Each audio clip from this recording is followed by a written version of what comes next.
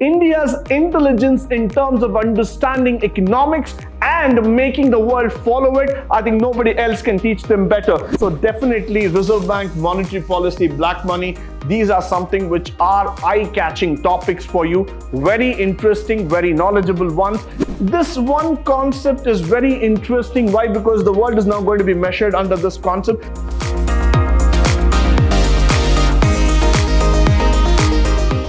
Good morning and welcome to the day 0 of pre-reforms of Indian economy, BBA first semester, where this is going to be the introduction to the syllabus and the modules.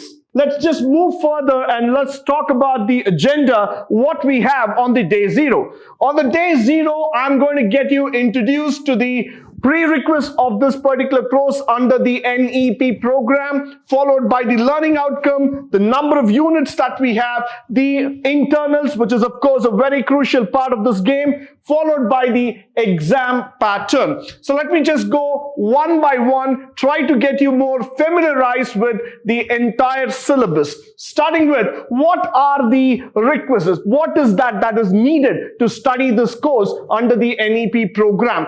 The one simple thing that I would always request my students is the interest factor. Many of us want to learn many things in this world. We want to go back and tell to our parents, to society, to the friends that I have learned so many things. But that learning starts with interest. You need to show interest in each and every activity that you involve. So I would also request you to please develop that interest towards economics. It's a fantastic subject which is going to talk about what is happening around you. So please develop that interest, and we will also learn the development in economics. So this is a course which you are going to develop your career, your mindset, plus you're also going to learn academically about the economic development. Moving further, what is the learning outcome from this subject? And everybody has got wild expectations, really high expectations out of each and every course that you are studying. So let me just go through and make you understand the learning outcomes from this particular subject.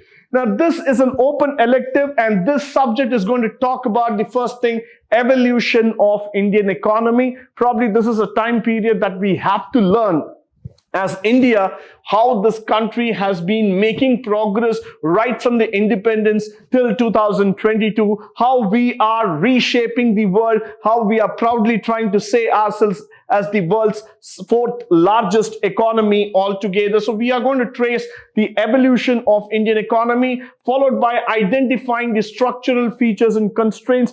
Of course, for any country, there has been challenges. There has been a lot of barricades in terms of growth. India is no exception to it. But nevertheless, India has overcome all the challenges that have been thrown by the WTO, by the world organizations, by the Britishers, by everybody possible, but still India stands as a shining example of how an economy needs to grow. So definitely we are going to learn about this, and we're going to learn about the planning models and strategies adopted in India. Definitely this is a masterpiece I would like to talk about. Why? Because India's intelligence in terms of understanding economics and making the world follow it, I think nobody else can teach them better. And all of you know that economics originated within India by none other the great Chanakya himself, who wrote the book Arthashastra. So we are going to understand two factors here. One is Artha, the meaning, Shastra, the science behind economics. So definitely this subject is going to be very interesting.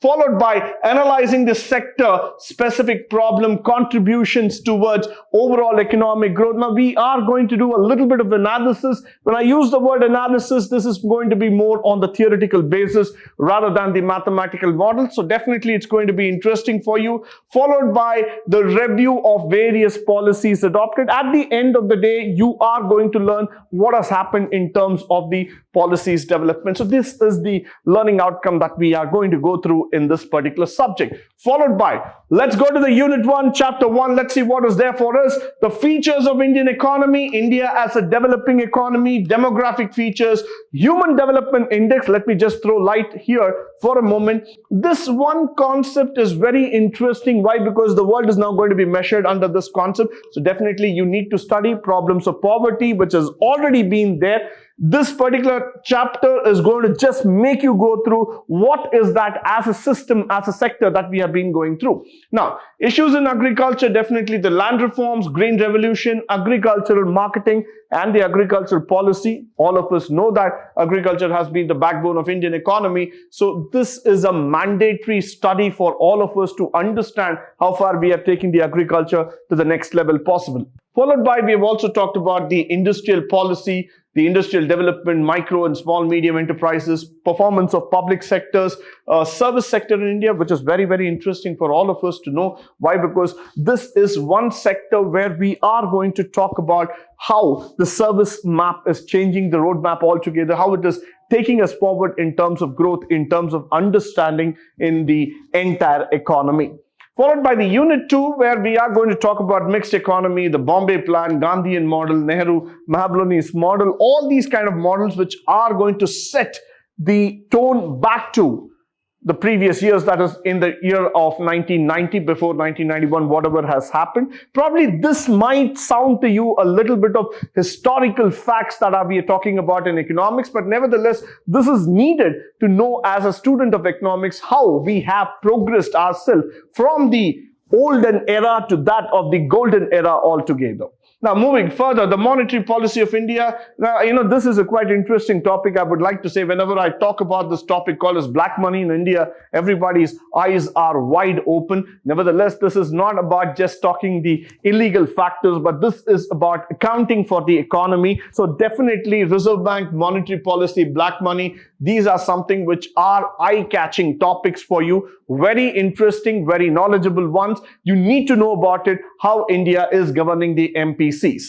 Followed by the fiscal policy, no doubt about it. Whenever you ask about expenditure, whenever we talk about a metro, we talk about airports, roadways, railways, bridges, all of you know that the Vande Bharat Express that is running in India. People ask this question, where is the money coming from? The answer to that is the fiscal policy. How much are we spending every year in terms of our budgetary expenditures to make this happen? So this is where we are going to speak about it. So definitely not to forget, this is a quite interesting topic that we are going to look into it. Followed by the Unit 3, Chapter 7, where we're going to talk about India's foreign trade. That is going to be very, very important. Why? Because the salient features of how it is happening, the volume, composition, direction of trade, the balance of payments that we are talking about, import substitution and protection. Definitely these are certain things that one has to talk about, because India is now becoming a global country, a benchmark that it has set across in terms of reaching as wide as possible. So what is India's foreign trade composition,